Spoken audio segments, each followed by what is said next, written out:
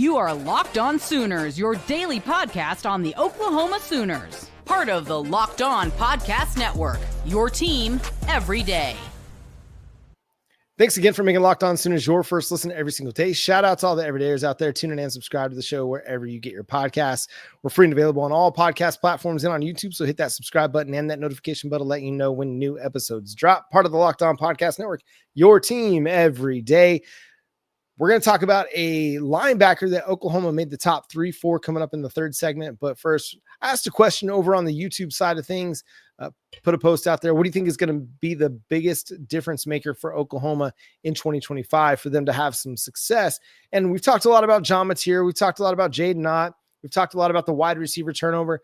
But we got to talk about the offensive line, because this is the area that I think was the biggest letdown in 2024. Yes, your wide receiver injuries were a problem. Yes, the quarterback situation was so up and down, so inconsistent, so turnover prone. But had the offensive line been healthy, had the offensive line had some stability, had the offensive line not have to go through so many different combinations through the first 6, 7, 8 weeks of the season, I think you would have seen a much better offensive product. Would have been great? I don't know. I'm not going to go that far. But if the offensive line was good, say it's even average to above average, I think you get a better offensive production. But there were times when Oklahoma's offensive line was just not good. And it was shocking. It was striking to see just how bad Oklahoma's offensive line was at times last year. Whether it was not being able to open up holes in the run game, whether it was not being able to pass protect, there were times it did not resemble an Oklahoma Sooners offensive line. And yeah, they went through a bunch of injury issues. Their centers, you lost Gary and Hatchett. You lost Troy Everett for the first part of the season. Branson Hickman barely played for you at all. And that was a big transfer portal pickup last offseason from SMU, but you barely got to see him.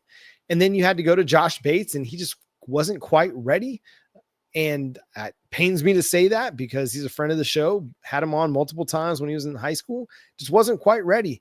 And you just ran out of center options at left guard, left tackle. You were running through guys because you had a bunch of dudes injured and you didn't quite have the experience or stability that you needed at offensive line to be better than what you were.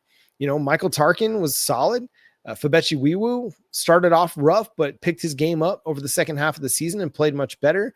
When you got Troy Everett back, that helped a lot, but still you didn't really have a great left side of your offensive line. Now, Heath Ozada did some really, really good things at times. Logan Howland did some really, really good things at times, but still it's an offensive line that needs to show significant improvement. And I think that they will.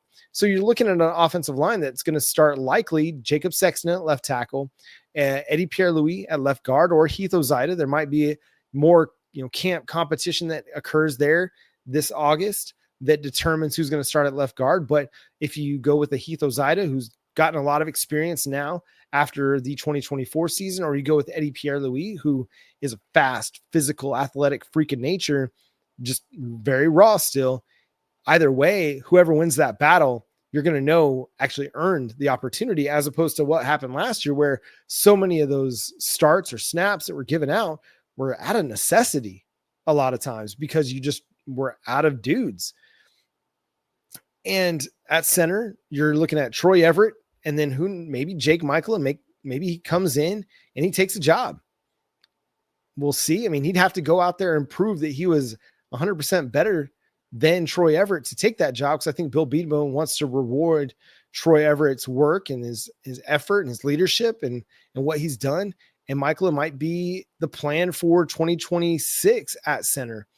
And then you look at a right guard, Fabechi Wiwu. I know a lot of folks were down on him, but remember, he earned SEC Offensive Lineman of the Week after Oklahoma just bullied the Alabama Crimson Tide, and Xavier Robinson went for big runs, namely to the right side of the offensive line, but behind him and, right tackle. I can't remember who was playing right tackle. It might've been Tarkin playing right tackle at that point. But then at right tackle this year, you're looking at a Derek Simmons. Derek Simmons coming over from Western Carolina, again, a guy that's going to have to make a big step up in competition. But you look at what he did against NC State and against Arkansas over the last 2 years in non-conference play for Western Carolina, and he was good. He only allowed a combined like 2 or 3 pressures, which that's pretty solid when you're going up against Power 4 competition. And, he's going to have better offensive linemen playing with him. He's going to be in a better offense than what he was at Western Carolina. So he's going to have a chance to continue to improve, and he's going to get developed by Bill Bedenbaugh, being Oklahoma's strength and conditioning program. So that's going to give him the opportunity to further develop his skills and his talent. And you look behind those starting 5, and I think this is where everybody's a lot more excited. So first of all, your starting 5 made it through spring ball healthy. I know we touched on that throughout the offseason, but I think it's an important part of this whole discussion where you're going to have offensive line continuity from the spring all the way through summer, all the way into fall camp. Knock on wood, barring nobody gets injured, nobody gets dinged up, banged up, and held out of fall camp, you're going to have a chance to have those guys working together all off season through spring and fall camp, helping to solidify and stabilize that offensive line. And then you go to the 2 deep. And again, you at left tackle, it could be a Luke Baklenko. It could be an Isaiah Autry-Dent. It could be Logan Howland at left guard. If it's not Eddie Pierre-Louis that's starting, then he's going to be your backup, either him or Heath Ozida. Like that 1-2 punch at left guard is going to look really nice. Jake Michaela or Troy Everett at center. That's looking really good. Like your 2 deep is already looking much better. Michael Fasusi over at left tackle, completely blanked on him. My apologies to everybody out there, but Michael Fasusi over at left tackle as your number 2 left tackle, that speaks volumes to where he's at in his development. And I think a lot of people wouldn't be surprised if he went out there and he took a job and he ended up being your starting left tackle at some point in 2025.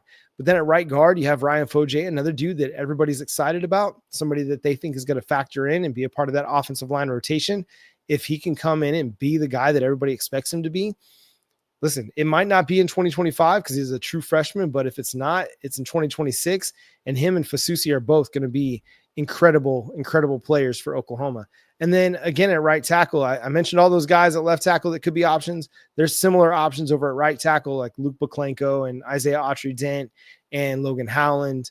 So if Michael Fasusi is your number 2 over at left tackle, then you've got some really good potential options over at right tackle. You've got a veteran in Luke Baklenko. You've got young up-and-comers in Logan Howland and Isaiah Autry-Dent. That gives you a lot of intriguing options on your 2 deep that you feel better about, you feel more comfortable with. The guys that you were thrusted into the starting role last year, they weren't quite ready. And now they don't have to be ready. Logan Howland can continue to develop his game. Isaiah Autry-Dent can continue to develop his game.